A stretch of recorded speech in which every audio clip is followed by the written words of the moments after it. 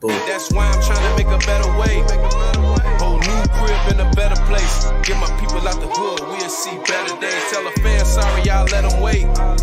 Shit up there like a Saturday. Listen to me how I beat the speed up like a battle. Yo, what up, guys? This is your boy Kofi with KO Sports Talk, back at it with another video. And in today's video, we're going to be covering whether or not Tyson Bagent should be QB2 ahead of PJ Walker. And we're also going to be talking about whether or not the Chicago Bears should be concerned about our offensive alignment and with the injuries that's going on. So, Chuck, I just wanted to start with you.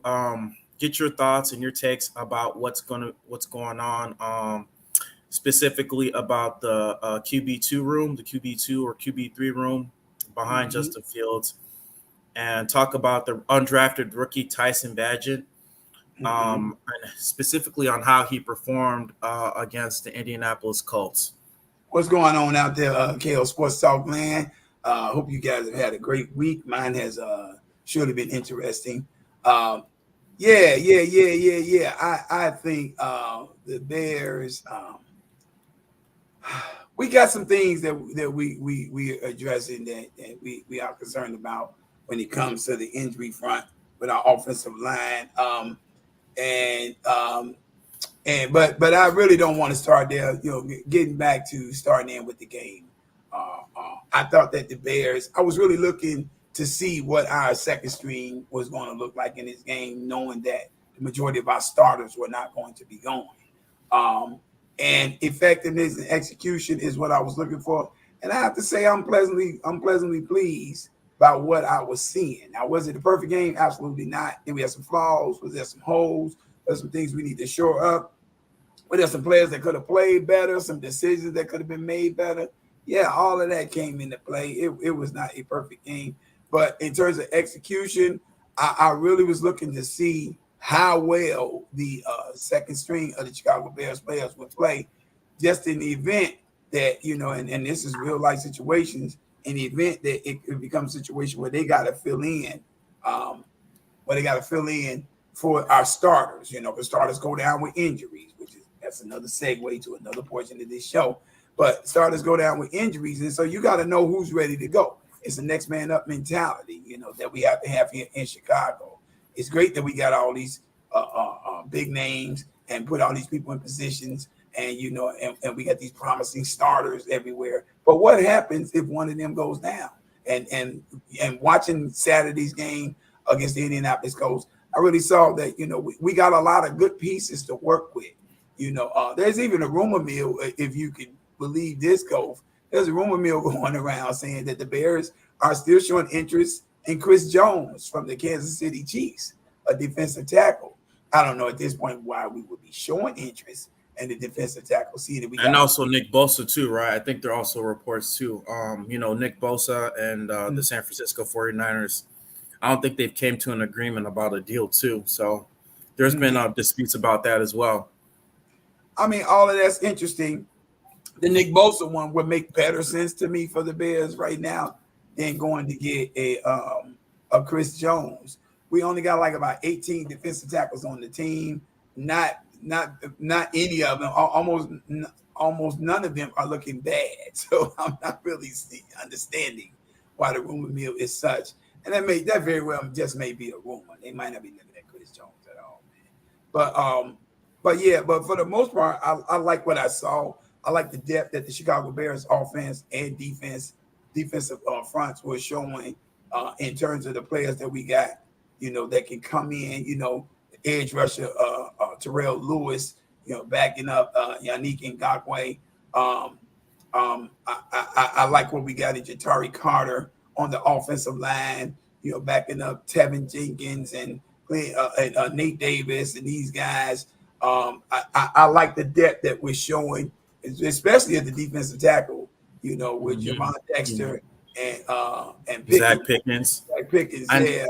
Coming in behind Billingsley, and these other big guys that we got in front, So, I like that. I even like the depth that we're showing at the cornerback position, which can usually get pretty thin for the Bears at times with Terrell Smith, bro. You know, the And linebacker. Yeah, Elijah also. yeah, exactly. Elijah Smith and all of these Elijah guys. Smith. Elijah Hicks, I'm sorry, Elijah Hicks. Hicks, yeah, I'm sorry, Hicks. Yeah. And you know, and so there is a lot of room for growth with the Bears because they're a young team. They just got this team assembled. So we're gonna have some hiccups. We're gonna have some bumps in the road. But I think all in all, looking at that game, I think all in all, I like the effectiveness and the impact that these players show that they can have. They can still have impact on the game if they come in a situation where they're called upon. You know, go ahead. You want to say something, bro? And definitely, I want to speak more so, like you talked about the defensive line. I know. Of course, last year we were ranked like dead last in sacks, and in terms of like stopping the run. But I feel like this year, is definitely going to be better than it was last year because we were 32nd in run stopped, and we were dead last in sacks. And speaking of like our front seven. Like it's definitely is being solidified, specifically with our depth. The depth is pretty much going to be, it seems like it's going to be the strength of our defense. And in terms of specifically like with Zach Pickens and Javon Dexter, I mean, even in that last game, you might have not seen the stats, but I mean, if you looked at the tape, I mean, Zach Pickens, he was taking on a lot of double teams. And I can't, for the life of me, his anchor, man, like if you look at this kid's anchor, like I watched some of the tape from the Indianapolis Colts and I was watching specifically number 96, Zach Pickens. He was taking on like 2 or 3 like offensive linemen. Like he was taking on the center and he was handling them well. Yeah, he'll handle them well. And like, I kid you not, his anchor was so strong to the point like where like they couldn't even move him. Like he was like immovable. And at times it even stopped the Indianapolis Colts run. Like the running back couldn't get anywhere because Zach Pickens, he was closing off the gap between like the A gap and the B gap. And the runner, he couldn't even get through. And that gave enough time for other defenders to come in and tackle him. And speaking of Javon Dexter, his get-off time, his explosive get-off time, the way he gets off like very quickly, I mean, that's going to be very, very effective because like the way he gets off of the defensive line from the line of scrimmage, like he's able to get off before anybie else. Like he's able to just jump off quickly, like at the moment of the snap, like the snap count. Right. The moment the quarterback snaps the ball, he's able to get off very quickly. That is key. That is key. And I heard Swifty from Swift Sport Network. You guys tune him in if you guys haven't seen his show before. Swift Sport Network. He did, like, I want to say he did an all 22 on our defensive line. And one of the things that he was talking about was the get off of Javon Dexter and how quickly that was happening. You know what I mean? And the thing that I love when I look at Javon Dexter in particular, thing that I love is I love all the experimentation that he's doing. He's learned the cross chop. He's learned that from Yannick Ngakoue, and he's trying to implement that in his game. Now, it's not a perfect science, so he don't have everything. He don't have everything down pat. Not a perfect science, but I love that he's implementing that. And what that tells me is he's giving himself room for growth, bro. He's going to expand. And this guy's getting faster and he's getting quicker and he's getting stronger. And he doesn't look stoppable once he gets ahead of steam, bro. He doesn't look stoppable. He's beating a lot of guys. His strength is really showing. And I think in the long run, this guy's going to be a starter for the Chicago Bears in the thick of this lineup. I think he's going to be a starter for the Chicago Bears in the thick of this lineup. So I'm impressed, bro. I'm not gonna lie, Coach. I'm impressed with what we're doing defensively, even with these young guys.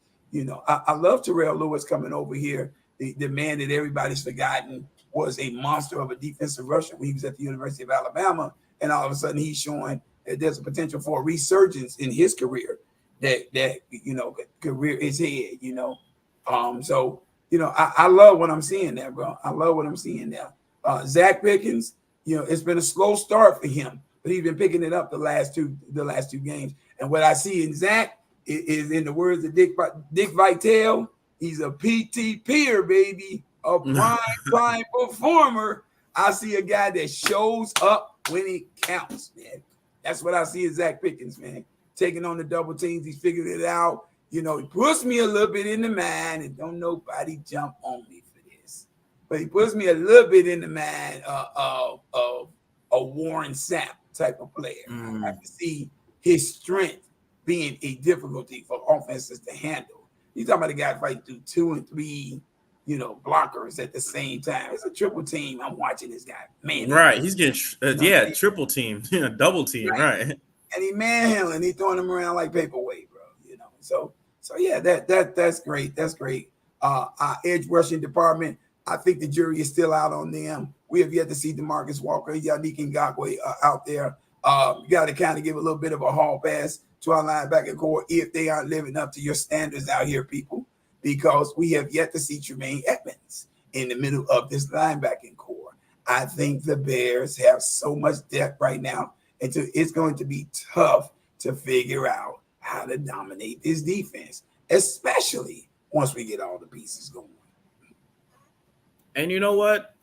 Speaking of that, I mean, like the defense doesn't even really have to be elite because I don't know about you, but the writing is on the wall that this offense is going to be explosive.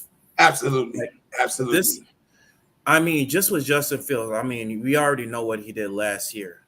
Just by him himself, like with just pretty much no weapons to work off besides, Darnell Mooney or Cole Kmet. I mean, this guy was averaging over a span of 6 to 7 games, over like almost 30 points, like 30 points per game, like with a 5 or 6 man game, like he was averaging 30 points.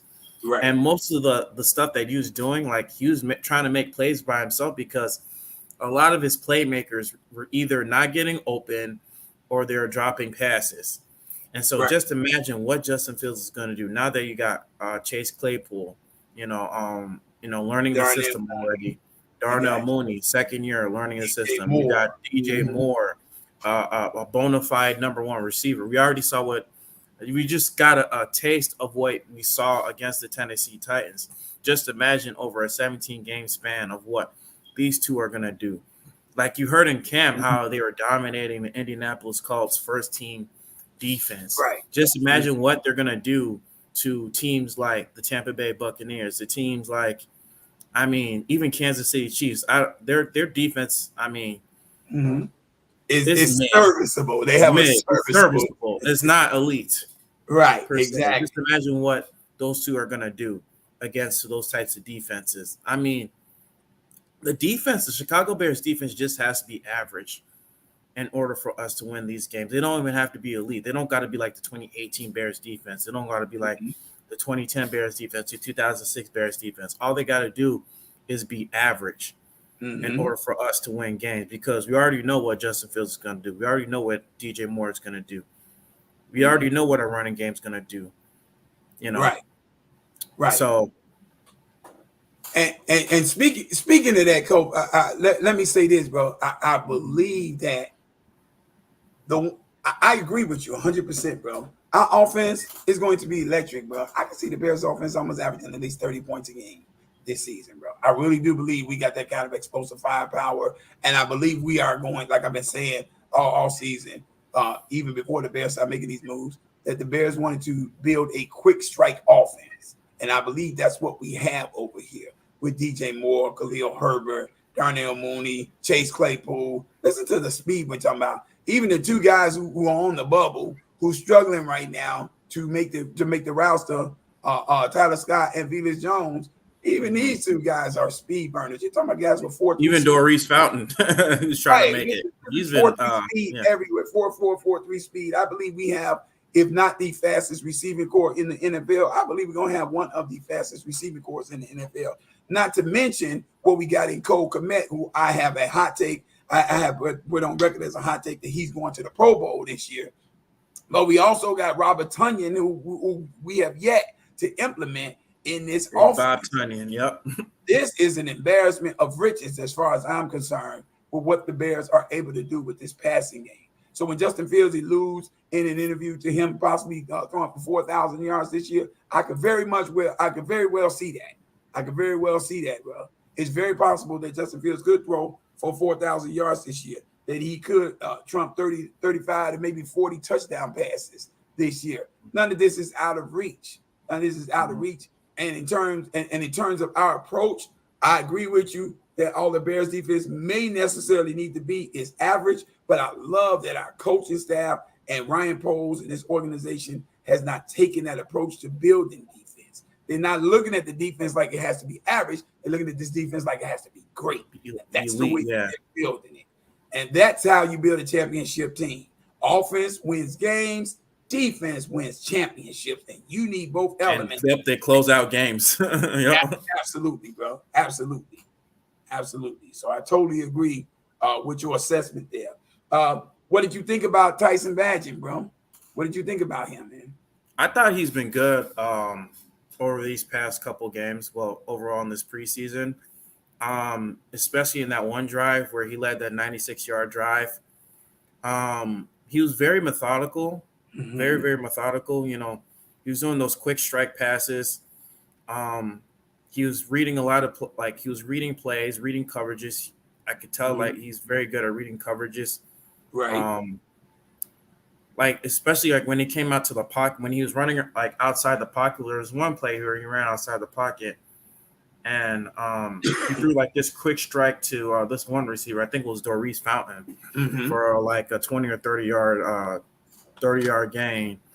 And just overall, like these past two games, Tyson Bagent has been very, very serviceable. My thing is, like with PJ Walker has kind of been struggling. Like I can even read some of the stats. Kind of. No, he's been bad. He's not been good. PJ Walker, I mean, he's not had a pretty good preseason. So far, I mean, he's completed 5 of 12 for 25 yards, 0 touchdowns, 1 interception, and 6 drives.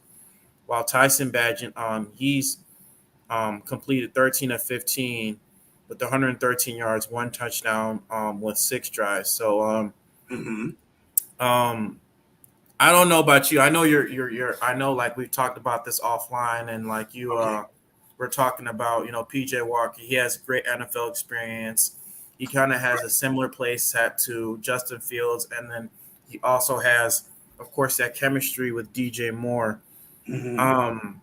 But my thing is, I think that the Bears should take a chance with Tyson Bagent as a backup to Justin Fields. I mean, because so far they've been playing the same level of competition, and PJ Walker, to me, I mean, he hasn't really shown any type of growth. Even in training camp, he's kind of been erratic with some of his throws. Yeah. And even Tyson Bagent, like he's been looking good, like not only in preseason but also in training camp. So I mean, for me, I think they should. He should be a backup, like a QB2 to Justin Fields. Right. Then if they want to carry a third one, it should be PJ Walker, in my opinion. Yeah. I know you want to say something. No. I just want to jump in and let you know, Coach, I agree with you. I think Tyson Bagent he's earned the right to be QB2 for the Chicago Bears. His touch on the ball is great, bro. When he's running the plays and the play breaks down and what have you, he knows how to throw a receiver open. And that is the beauty of the quarterback position at the NFL level. If you can throw receivers open, you can have a long career in the NFL. And not to mention, he was threading the needle too. Like certain throws, he was threading the needle. So he was making some tough throws. All you need is accuracy and the ability to throw receivers open. You don't have to have a monstrous arm all the time to excel at the NFL level. Case in point, look at players like Zach Wilson. I mean, not that his career is over by any stretch of the imagination. Zach Wilson has a monstrous arm, but he can't throw people open. You know what I mean? And that's a problem, bro. And Tyson Bagent is showing that he can do that. Tyson Bagent has the tape. He has the moxie for it. He's got the savvy for it. He plays like a veteran out there to me. I would liken him to a poor man's Brock Purdy. He's our version of Brock Purdy, as far as I'm concerned, bro. A backup that's comparable, that can keep the machine going. If for whatever reason, God forbid, anything should happen to Justin Fields and he can't go, we got a guy that I know that we can depend on there. PJ Walker, I would love to see us keep him as a QB3. I don't think you bring this guy over and then cut him. PJ Walker has proven in his NFL career, in his time in the NFL, that he can play the position. Yeah, he can be effective when the games count. I just don't think he's the kind of guy that practices well. That if you get him in training camp situations and battles and what have you, that he's going to shine there. But when the lights are on, I've seen PJ Walker perform at the highest level, and that familiarity, especially against that Falcons game. Yeah, and the familiarity with DJ Moore and Dante Foreman, that is going to be invaluable, bro, if he's ever thrown in that position. Having two people out there who you're comfortable with, that you know how to play with, that's going to be big, bro. That's going to be big. So yeah, I think the Bears have nice problems, bro. At just about every position, we got nice problems that we want to have. You want to have quarterback play where you look at it and you can say, you know what, I'm having a difficult decision to make to figure out who's going to be my number 2 and who's going to be my number 3, or who I'm going to let go, or however they deem it to be looked at. It's nice to be able to look at the defensive tackle position and say, who's going to start? Am I starting Javon Dexter? Am I going Billingsley? Am I going Zach Pickens? Am I going this other guy over here? Am I going this guy over there? Yeah.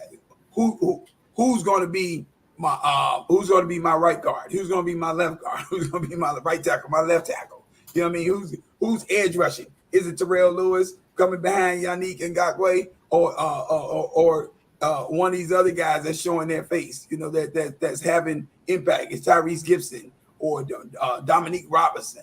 It's nice that in Chicago we can finally say we got difficult choices to make when it comes to these positions. And I love it, bro. I love it. So, the depth is looking good right now. All the Bears have to do now is to execute the game plan. I think Luke Getsy is probably going to get Offensive Coach of the Year. We may be looking at Matt Eberflus in the talks for Coach of the Year if the Bears make the playoffs and have a deep run. And I definitely got Justin Fields in the MVP talk. All you haters can hate till you blue in the face. This man is there. 86 in the top out of the top 100 ranked players last year by the NFL players. Ahead of Trevor Lawrence. Yes. You don't make that list unless you're doing something. He did get one MVP vote last year, and the first time I think in history a guy on a 3-14 team has ever pulled that off. You know what I mean? So, yeah, we're like the greatest 3-14 team. I know it's not really that great saying that, but especially getting a number 1 pick. Yeah. And the way we had like very close games, 7 to 8 games that were decided by 1 score. 7 points or less. Exactly. 7 points or less. 7 to 8 games that were decided by 8 points or less. And most of them were playoff teams. Bro, let me throw this out here while I'm thinking about it. I am really sick of the so-called NFL analysts and TV experts and NFL experts sitting here finding reasons to praise Jordan Love and discount Justin Fields. I am really sick of this. And if I could talk to any of them bums, and I'm calling them out by name, Colin Cowherd, Mike Tannenbaum, right? Who said that? Yeah, Shady. Who said that Justin Fields was worse than Jordan Love? Mike Tannenbaum. Right. How in the world can they fix their lips to praise Jordan Love because he had a good passing game, and he did play well? I give Jordan Love his credit. He played well against the New England Patriots defense. That is not an easy feat, but it's a feat that we've seen done in the regular season by Justin Fields, not in preseason, talking regular season. And he went in Foxborough and dominated them, beat them 33-14. But that's neither here nor there. We're not going to talk about that. They praised Jordan Love. He had in the game against the Patriots, he had a passer rating of 137.6 or something to that effect. Gave him all the praise in the world. Beautiful defense. He did this. He Against did second stringers. or against whomever. He did that. I don't want to take nothing away from Jordan Love. That's beautiful that y'all give him that credit. But these are the same people who completely discounted Justin Fields coming out here against the Tennessee Titans, throwing 3 passes for 3 completions, 129 yards, and 2 TDs. For -7 air yards. With an absolute perfect passer rating of 158.3, and y'all found a stat. Y'all created some bull crap to have a problem with what this man did. Why? He didn't throw the ball down the field. Well, hell, he didn't need to.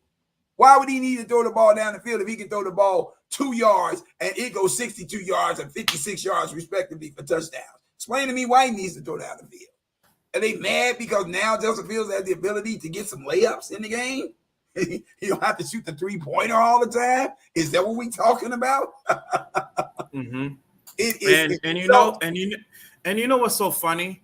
Mm-hmm. People don't forget that Patrick Mahomes, who else? Justin Herbert, Kirk Cousins have benefited off of yak yards. They don't understand that. Every quarterback that is worth his salt 4,800 benefits at least 4,800 of Patrick Mahomes' yards that he had last year, his MVP season, at least 4,800 yards accounted from yak yards. Yeah, he led his receiving core led the league last year in yak yards, bro.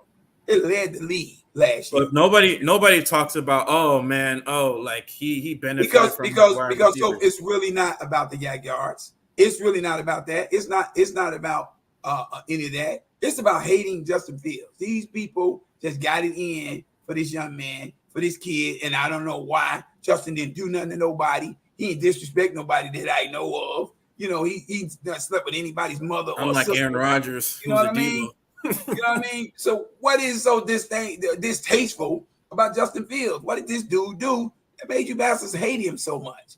I don't see anything he's done, and I'm not going to throw him under the bus. Y'all a bunch of cowards, and y'all weak to me, and I cannot stand people talking about somebody who's done absolutely nothing to them. Jordan Love has a good game. That's great. You sing his praise. You anoint him the new NFC North division champ before this dude even plays a starting game in a regular season on the regular season football in the regular season game on the football field. You anoint him the new NFC champ. The Green Bay Packers are going to take everything over. How? What are we basing this on? Preseason? You've got to be kidding me. But everybody wants to talk about the wins and losses when it comes to Justin Fields, as though him not having a complete team in a team sport means anything. Hey, people crazy out here, bro. Right. This is a team sport. And you know, another thing I hate, they always say, oh, Justin Fields only has 5 wins as a quarterback. Look at Joe Montana in his first couple years. He didn't have a winning record. Bro, you don't got to go that deep. Peyton Manning didn't have a winning record. Jordan Love has no wins and no losses. What are we talking about? He's 0-1. Come on, man. What are we talking about? As a starting quarterback, he's 0-1. But you want to crown this guy better than Justin Fields. How? Even though Justin Fields has more NFL experience. I predict that Jordan Love is going to be a great game manager. That's what he's going to be. He is going to be Teddy Bridgewater with a better arm. That's what he is. Or Trubisky, Mitchell Trubisky. With a better arm. Is that one of them you want to take with a better arm? Right? Yeah. But is he going to light the world on fire? Does he have wow factor ability in him? Are those plays going to be spectacular? Is he going to make those spectacular plays like Justin Fields did last year? Absolutely not. It's not in him like that. And he's only working with rookies. Most of his weapons are second-year players and rookie wide receivers. And based on the offense that they're running with Matt LaFleur's offense, it takes time to learn. Those rookies are going to go through growing pains. Absolutely. They're not going to win a lot of games. Like, Green Bay Packers fans are going to be in for a rude awakening. I mean, I'm hearing all of them. Oh, Jordan Love is going to have 4,500 yards, 35 touchdowns, this and that. Oh, he's going to be a top. He didn't even play a full regular season game yet in a 4-year career. And you guys, wow. Just because you had 30 years of great Hall of Fame quarterback play, you instantly think, because you've never ever had a season, pretty much you barely even had a season where you had a losing season. You had 30 years of great quarterback play, 30 years of winning. Now, coming to this season, you're going to have a rude awakening. Packers fans, I promise you, you are going to have a rude awakening. Come week 1 against the Chicago Bears at Soldier Field. At the end of week 1, you Packers fans are going to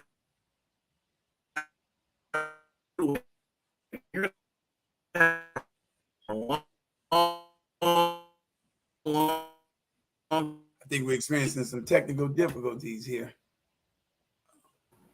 Hello? Yeah, you're going in. Testing 1, 2, 3. Yeah. You're back, brother. Yeah, but I was saying, you Packers fans, you're gonna have a rude awakening, man. You're gonna have a rude awakening. You're gonna realize that Jordan Love is not the quarterback who y'all expected. And Cope, if I'm totally honest with you, I think they already know it, bro. I think they already know it, because I've heard nothing this offseason but Packers fans ragging on everybody else's team, the deficiencies in everybody else's team, the shortcomings in everybody else's team. Nobody got nothing good going but Green Bay. And when you ask him about Green Bay, there's absolutely nothing to say about Green Bay. They are terrified about what they are going to get or not get from Jordan Love. They are in uncharted territories. They are spooked beyond belief, bro. They don't know what to expect this year, bro. They don't know. So you talking down on everybody else's team in hopes that the fact that it makes your team looks better, perform better. I'm sorry, but unless y'all suiting up for him, he can't play for Jordan Love. He got to play for himself. He got to get out here. He got to do this himself. And think about it. In the NFC North, of all the 4 teams that are in this division, he's the only one with the least experience. He's like having a rookie quarterback over there. And yeah, he's essentially a rookie quarterback. Yeah, y'all look great in preseason. I got the most points. You're scoring the most points on offense in preseason games. That's beautiful if you count preseason, whatever that counts for. But guess what? There's this thing called the regular season that's coming, where all these teams that you put these great points up on, had this great showcasing that you think you're ready for now, he's going to show you what you're ready for. And what they really going to show Jordan Love is he ain't ready. That's what they about to show him, bro. Yep, he ain't ready. He ain't ready, bro. He ain't ready. He definitely ain't ready. I'm going to look at some of these comments. Go ahead, bro. Real Street Sports Talk. Good morning, fellas. Morning. What's up, Bears Banter, man? How you doing, man? What's good, Bears? If you haven't checked out Bears Banter, check out their YouTube channel. They have a great YouTube channel. What's going on, Chicago Sports Talk, Michael? We win in 10 games, but I won't be surprised if we win 11 or 12 games. If we win 11 or 12 games, of course, Justin Fields is definitely going to be in the conversation. He might even win it. I don't know. Patrick Mahomes is a hard show to stop, bro. It's hard performance to top. I'm not concerned about Teven Jenkins' injury because you have a solid backup. And you know what? Right there, based on what you just said there, Mike, let me say this, bro. I think I was sharing this with you earlier, Coach. I'm really not totally sold on the idea that this Teven Jenkins injury is really as big an injury as they let it on. Because of his history in his career of being injury prone, so to speak, I think the Bears are erring on the side of caution with the whole injury management type of thing. I think that's one of the reasons, Mike, that Mike and Cole, that they not disclose what the injury is, because it very well may be a fake injury, if you will. This has some Bill Belichickian type of feel. That's what they're saying about Darnell Wright. They said he injured he was limping off practice or something. Yeah. So I'm not completely sold that this is a serious injury. They're saying it could be 2 to 6 weeks before he's back, and you'll look up and lo and behold, opening day, Teven Jenkins is going. Darnell Wright is going. I'm thinking this is a smokescreen, and there's some smokescreen and mirrors here involved with this, Mike, just simply because they don't really want the opposition to be prepared for these guys. And speaking of the offensive line and these injuries, I'm loving the depth, coach, that we got on this offensive line right now, bro. I love that Jatari Carter is the forgotten kid who got drafted last year. Nobody's looking at him, and this guy is coming out looking explosive on that offensive line. I love that, bro. I love that, you know, we got guys like Leatherwood that we still can fall back on if need be. You know, we got pieces that we can move around. You know what I mean? I love that, bro. You know, and I think Darnell Wright is going to be a stud. Not good, but great. I think he's going to run up on the best pass rushers in this league. And as his maturation process goes, I think he's going to shut a lot of these guys down. Everybody thinks he could be like what's his name from San Francisco, that left tackle from San Francisco. Oh my God. What's his name? I think I know who you're talking about. From San Francisco, that left tackle. Number 70. What is his name?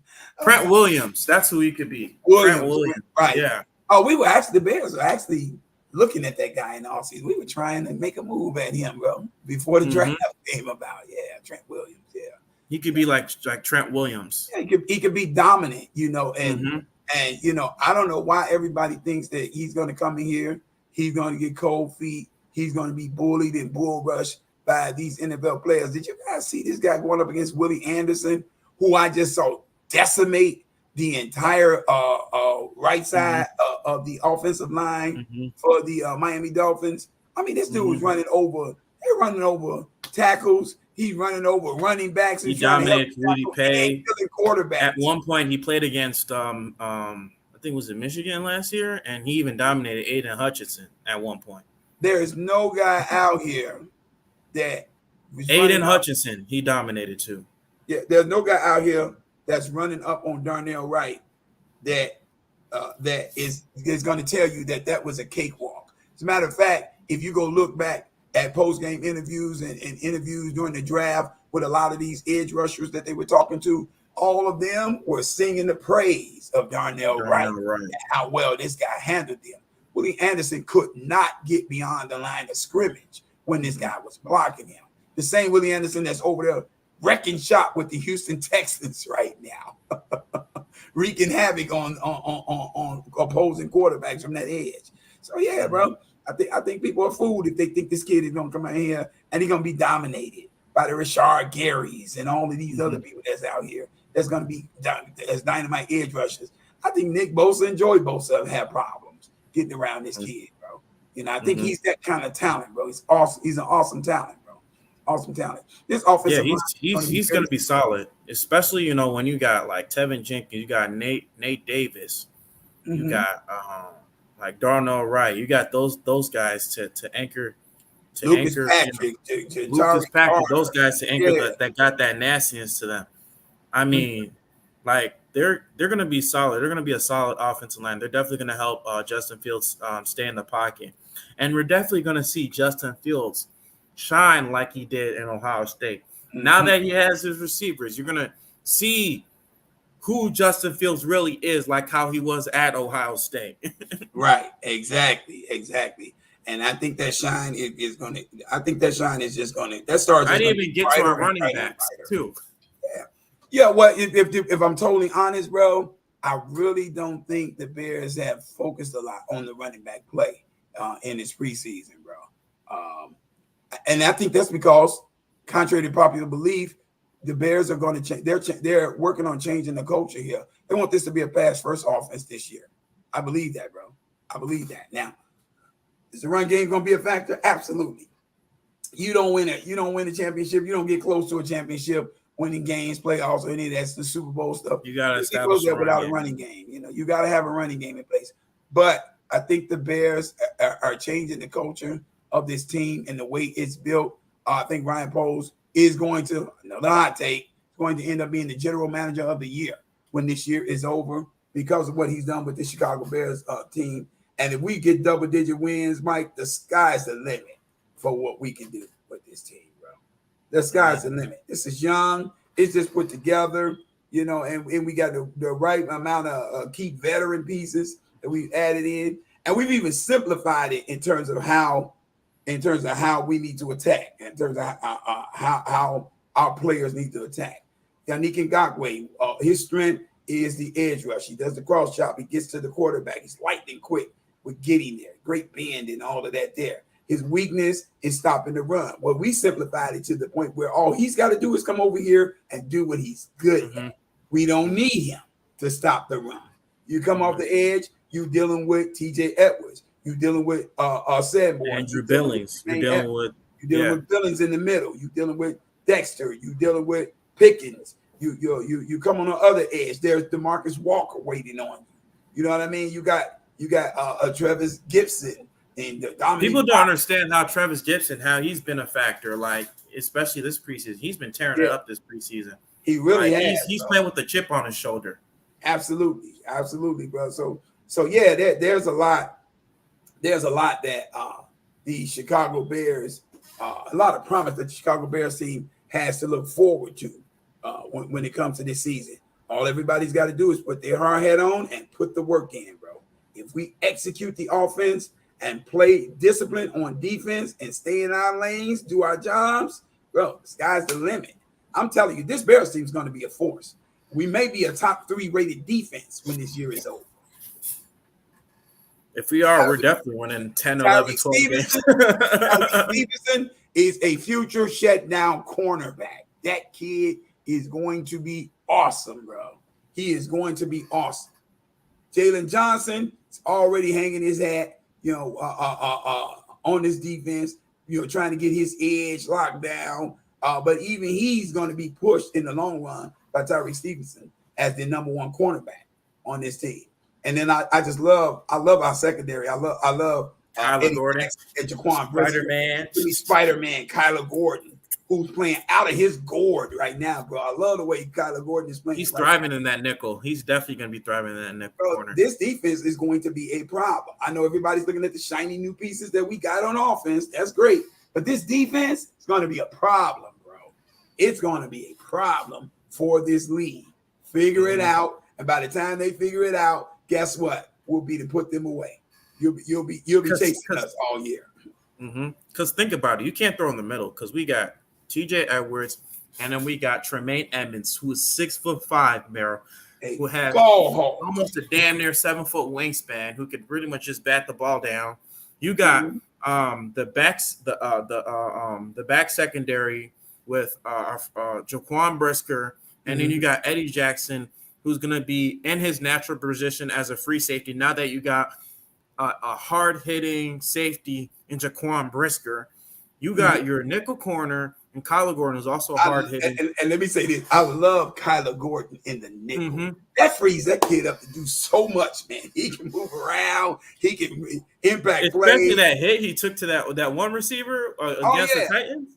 He actually had two monster hits in those 2 first opening series for the Tennessee Titans, bro.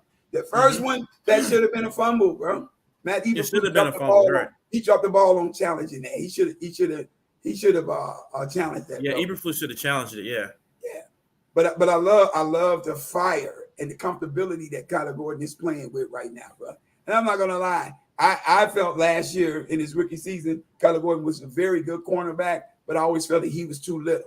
I felt that he was undersized and that was working against him. Now I'm starting to see why the Bears spent such a high draft pick on getting this kid, man. Because that dude there, regardless of size, he can play. He can flat out get it. And I'm loving what the Bears are doing. Let me ask you this, Cole. What are you expecting to see in this final preseason finale, bro? What are you expecting to see the Bears maybe work on? Well, for me, I kind of want to see more from like our depth, specifically, of course, because specifically with our defensive line, because I don't know about you, but like certain players, like they have certain things they have to prove, like Rasheem Green, our linebacker depth, with Noah Sewell,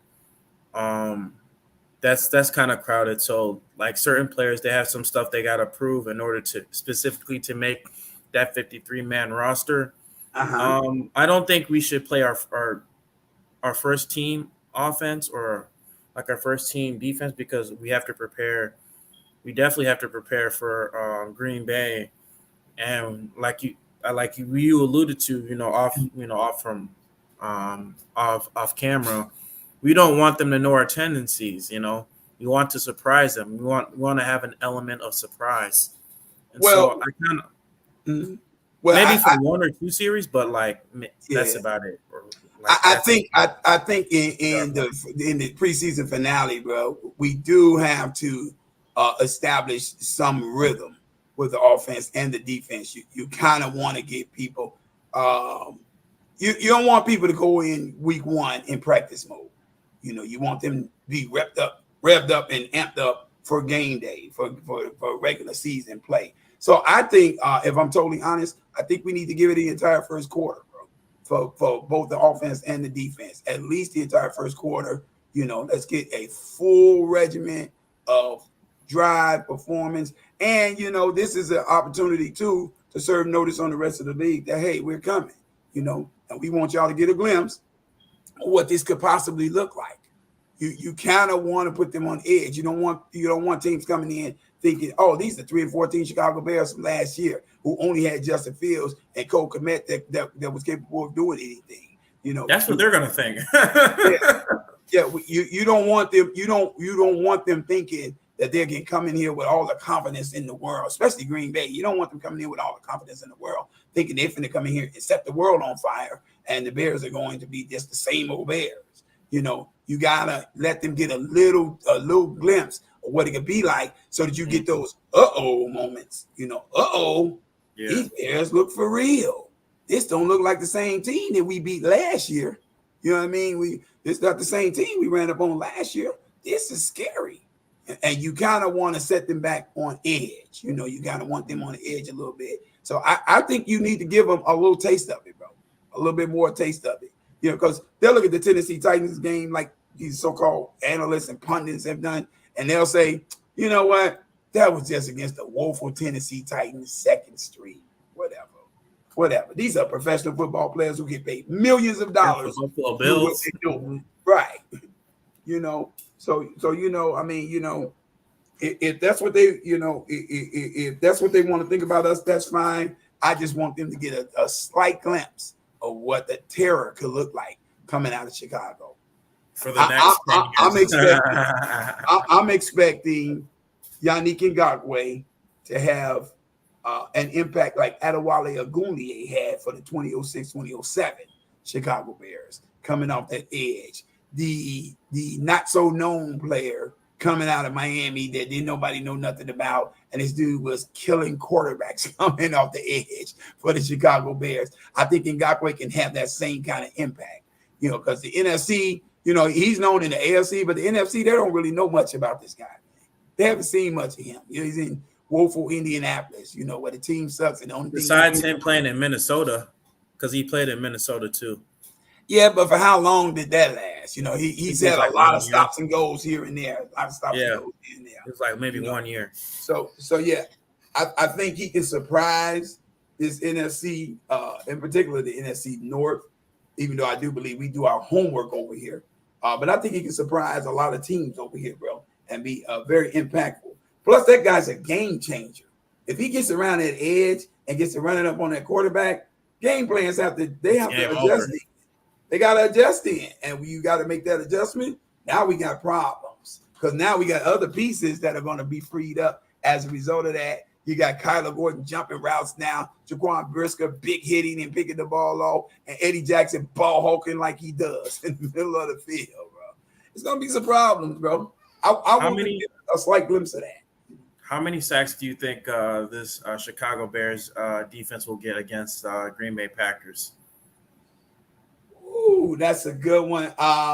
The Packers have a stout offensive line, so they got a good offensive line. Yeah, I ain't gonna lie. Yeah, I'm not gonna say we gonna run roughshod over them, bro. I really don't see that. But I can see us getting about 3.5 sacks in the game. I'm being modest about it. I want to say 5, but I think the offensive line is too good to give up 5, bro. I really do. I think the offensive line is too good to give up 5. What about interceptions? Hey. That man's on Mr. Love himself. How much love can he spread around? How much love can he spread around? He's spreading the love around to the Bears. And I know Packers fans are impressed, i.e. T.O. I know T.O. Yeah, I know y'all impressed with the fact he hasn't thrown any interceptions. That's cute. But guess what? Week 1, game 1, that's changing immediately, bro. He's throwing some picks in this game. How many? I don't know, but there are some coming. I'd say at least 3. He's going to throw 3. Think so? At most 3. 2 or 3 at most. I think he'll take more sacks than he will interceptions, and he'll give up interceptions. Maybe 2 interceptions. I'm gonna give him 2 interceptions, but at least 3.5 sacks. Yeah, it has to be at least at most 3. But my prediction, he's gonna take at least 2 interceptions. I think what's gonna happen is all this basic defensive stuff that he's been looking at the preseason is gonna all of a sudden get real intricate when the regular season starts. Because you gotta know, get real. You gotta know that teams are not showing you their real defenses in preseason. You gotta know that.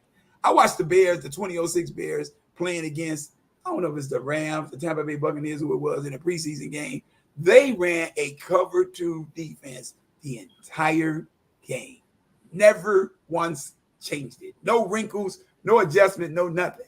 And so when the Buccaneers figured out this is cover 2 and we can beat it, they kept going to these plays over the top and kept getting them and driving and scoring and looking great.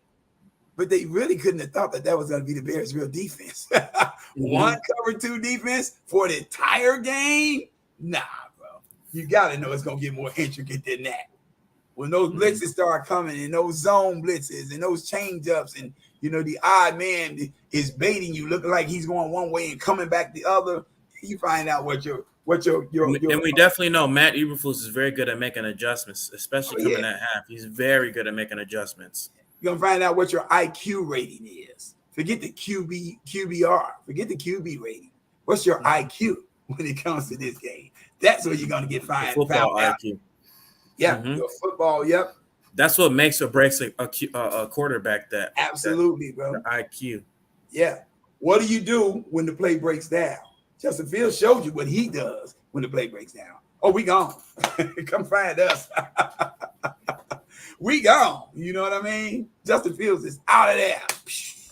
Like Speedy Gonzalez. What is Jordan Love going to do when the play breaks down? To me, that's why Peyton Manning was such a great quarterback, because he was able to dissect a lot of the opposing defense's tendencies. Like especially when he was able to audible at the line of scrimmage, he'll instantly say, Omar, okay, this is like a cover 2. Oh, he's running a Tampa 2. Oh, he's running a cover 1. He's running a cover 0. Okay, this is what I'm gonna do. and interesting that you would mention that name. What was that name you mentioned again, bro? Peyton Manning. Peyton Manning. He was a master. I just had the biggest debate with my nephews a few days ago about the greatness of Peyton Manning. Number 1, number 2, possibly number 3, top 3 all time, bro. Top 3 all time. One of the greatest quarterbacks I've ever seen play this game. Me too, in my lifetime too. Both of our lifetimes. You are not going to see a greater dissector of defenses than Peyton Manning. He knows the lowest man on the end of the bench who's passing out water and is on the back end of the practice squad, barely getting on the field for the practice squad. This guy knows your personnel, and he knows how to pick it apart. I've never seen more genius at the quarterback position than what I saw from Peyton Manning. This could be like I'm surprised he's not an offensive line coach or offensive coordinator. Man, Peyton Manning is quarterbacks coach, bro. He got to be quarterbacks coach. He's got to be a quarterbacks coach at least. I wouldn't put him anywhere else, bro. Forget calling the plays. Let him toolage the quarterback. This is the guy that really needs to learn from him, because Peyton will give him so many intricacies that he don't even have to be Peyton Manning. Just take a little bit, a smidgen of what Peyton has to offer, and he can be outstanding. He can have an outstanding career from the smidgens that Peyton Manning has to offer. There's not a smarter quarterback in the history of this game, bro. Not a smarter one. Throwing all his receivers open. Did he have the biggest arm in the world? No, he didn't. He didn't need it. He had great touch on the ball. All he had was this Football Yeah. IQ. And football IQ that was out of this That's world. what makes or breaks a quarterback. That IQ. Absolutely. Absolutely. You're not winning games without football IQ. I hate to break the news to you, football fans of your strong arm, athletic, talented quarterbacks. Talent don't win you football games. Talent helps, but doesn't win you football games. It's the IQ that wins you football. And I'm pretty sure you already saw the Netflix special, A Quarterback. Mm-hmm. Did you even see that one episode where all of them they had to memorize all these plays, like pistol eye, or right? They even had one play. Where is it? The Kansas City Chiefs. They had one where they'll do like a little spin around. It's called like. Oh yeah. They have seen them do that play before. Yeah. It takes a lot. It takes a lot. You know, you got to memorize plays. You got to memorize certain plays, like certain offensive plays. You know, if you want to be a great quarterback, it takes a lot. It's very stressful. Not only do you have to memorize those plays, but you got to know where everybody's supposed to be on those plays. Right. So in case a running back forgets where he's supposed to be, you're orchestrating. You're the director. You're directing him where to go. You're the conductor. You're right. Right. If the wide receiver doesn't remember what his route is in that call, you've got to get his mind back right and help him make the adjustment to get back where he needs to be. You got to tell your tight end where to be. You got to tell your blockers how to block. The offensive line where to be. Right. You've got to be a brilliant freaking mind to do that at the NFL level. You really do. You got to be a brilliant mind. You are not playing quarterback position and being great at it if you're not a brilliant mind. Your IQ's got to be off the charts, bro. That's why they're the highest paid, one of the highest paid players on the team. The quarterback. Oh, absolutely. If not the highest paid player. You know, I don't know how you pay anybody higher than the quarterback. That's a stressful job. I'm like, when I saw that thing on Netflix, I'm like, man, being a quarterback is hard. It is, bro. It is. You gotta be a genius. It's a lot of work. And then when you're done preparing your team, pre-snap and all of this stuff for the play, now you got to drop back. And if a part of the play breaks down, you got to improvise. You got to keep yourself upright. You got to run for your life. You got to stand in the pocket sometime and wait for your receiver to come open, knowing that this big, burly, 260-pound, 280-pound muscular beast is about to kill you. He's coming at you. But you got to stand in there and have the balls of a lion and wait and throw that ball and still be willing to take that lick to make the play happen, man. Yeah, because before game time, like a lot of the quarterbacks, they have to learn all these plays that their coach is giving them. They have to learn like at least a week, even a couple days, like even a day or so before game time. Like they have to recite it to them, like recite the different plays, and then during game time, they got to recite it to each and every one of their players, because they'll have a coach.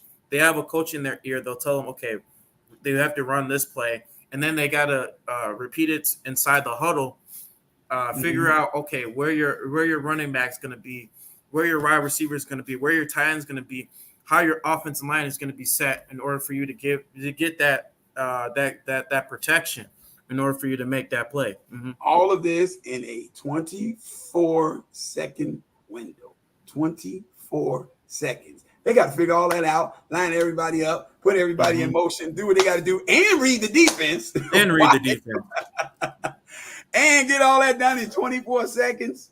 Good luck, Johnny. Your mind has to be quick. Oh man, you got to already know what's happening before it happens. That's why a guy like Peyton Manning, incredible to me, bro. Never seen anything like that guy. That was just stupendous what this guy was, man. It's amazing. Amazing.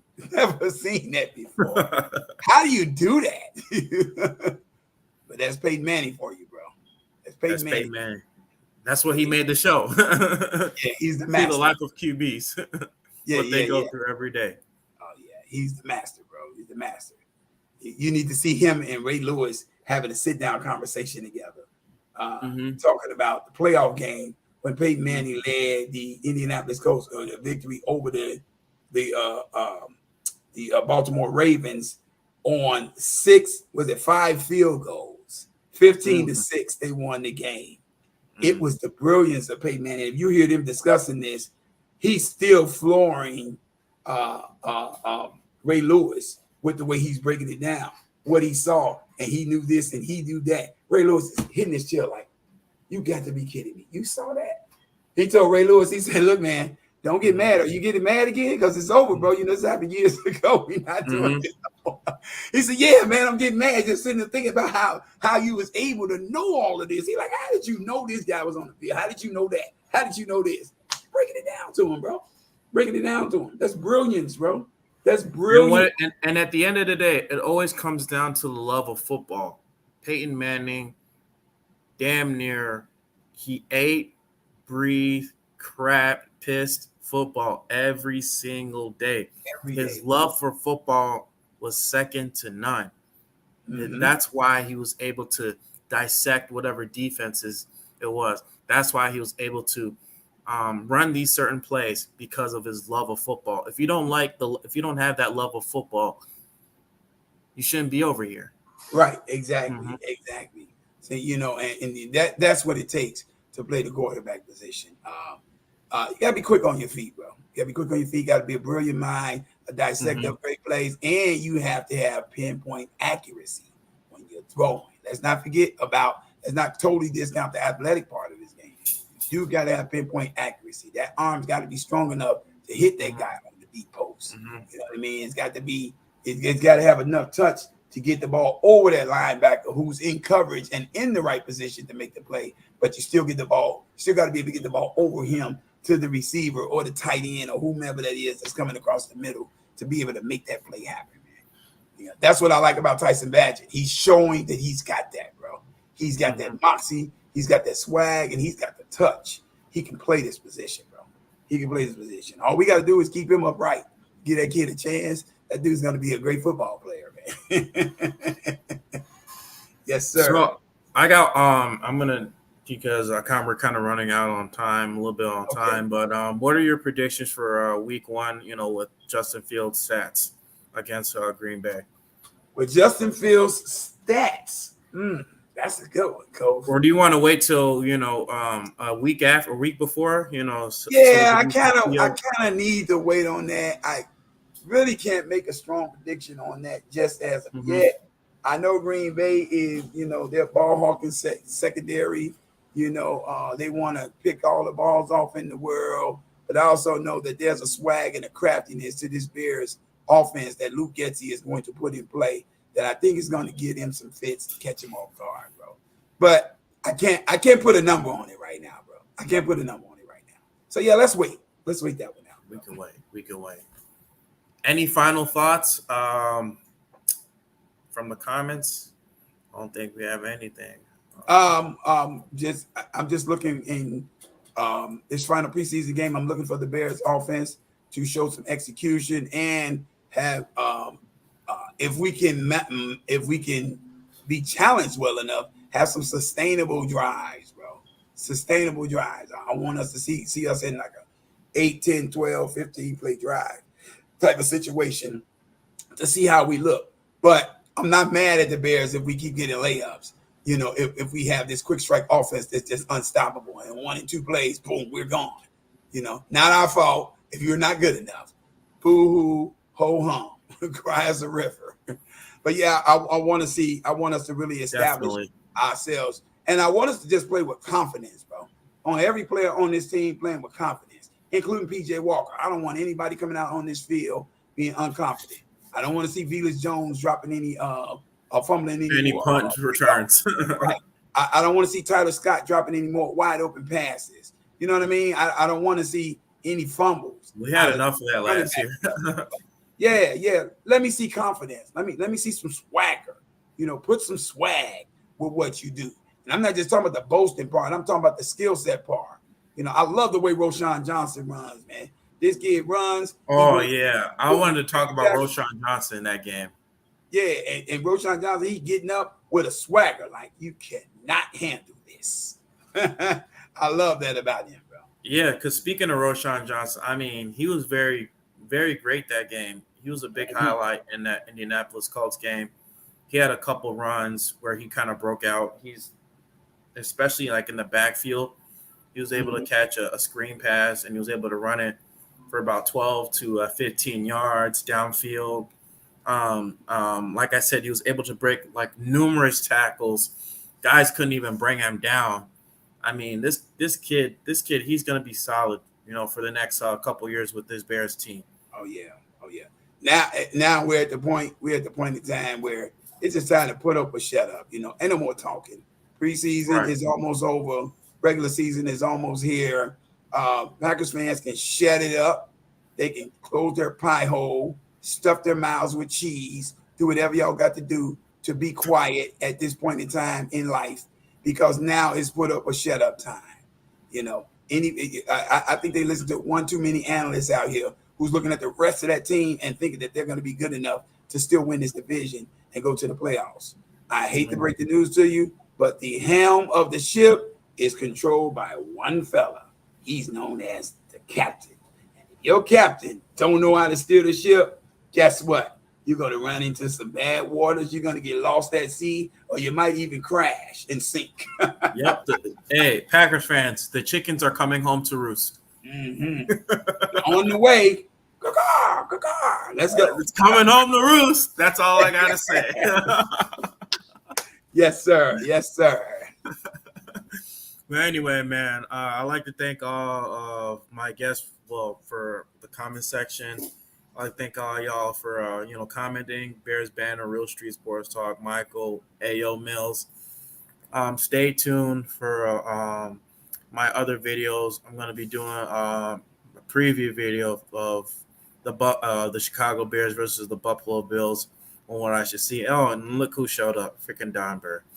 At the last minute. Don, I would love for you to come on here one of these days before the season starts, bro, and tell us what your assessment of the Detroit Lions is for this year, what you're expecting, what you see, where your strengths are, where your weaknesses are. I would love to get that assessment from you, bro, because I know you're wearing that Lions hat and you're bored. Hey, wait. Oh, I think he kind of broke up. Yeah. I would love to get your assessment, Don, on where you see Detroit going this year, man. I think if there's one place Detroit is really going to hurt, bro, it's going to be in the passing game, because they're pretty thin at wide receiver right now, bro. They're pretty thin, Yeah, with Jamison Williams being suspended. I think they wrote DJ Chark off too quickly, bro. They should have kept that guy, man. They should have kept him, bro. They let him walk. They should have kept that guy, man. He is a player. I think it was bad they even let TJ Hawkinson go.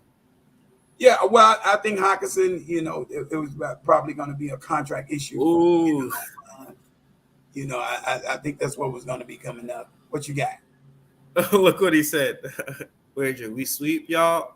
Cut the locks. He wants me to come on. Oh. I tried to offer Real Street Sports Talk a wager, bro. He backed out the door backwards, bro. I told him, you want to do that, Don Burr? Hey. It's up to you, Kof.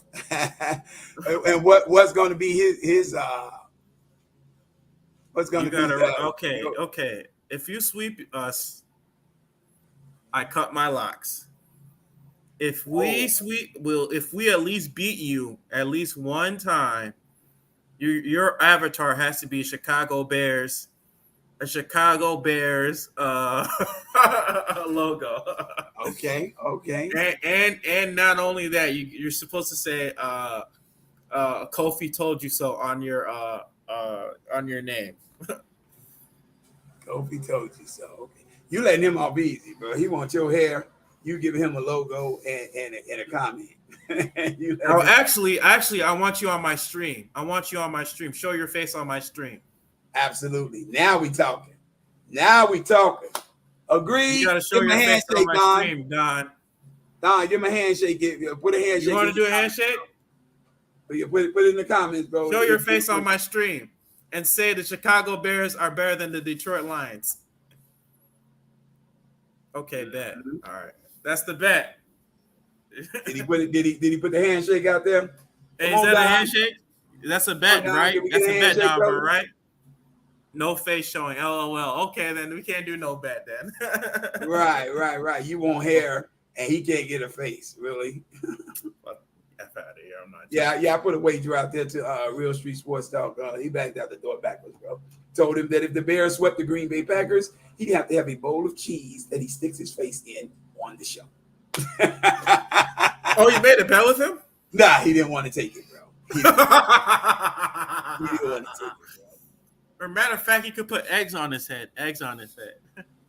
Yeah. Nah, he not going, bro. He don't want no smoke. He don't want no problems. Yeah. It's been a great show, though, bro. Oh, yeah. Your co-host got to grow his hair. I want to see that hole in the middle. I don't know what that means. Bro. We don't have them problems, brother. See? No holes, brother. No holes, brother. We don't have them problems. We just like it low, bro. We like it low. We from the Jordan era. You know what I mean? Right, like it low. All you know what I mean? All fades and all that. You got to have earrings, though. You got to have the earrings. Yeah. We not doing that either, but okay. But anyway, guys, I'd like to thank y'all for coming on my show, man. Stay tuned for more videos. Like and subscribe for my content. And like I said, as always, Chicago up. Bears. Let's go. Guys. Peace out. That's why I'm trying to make a better way. Whole new crib in a better place. Get my people out the hood. We'll see better days. Tell a fan sorry, y'all let them wait. Shit up.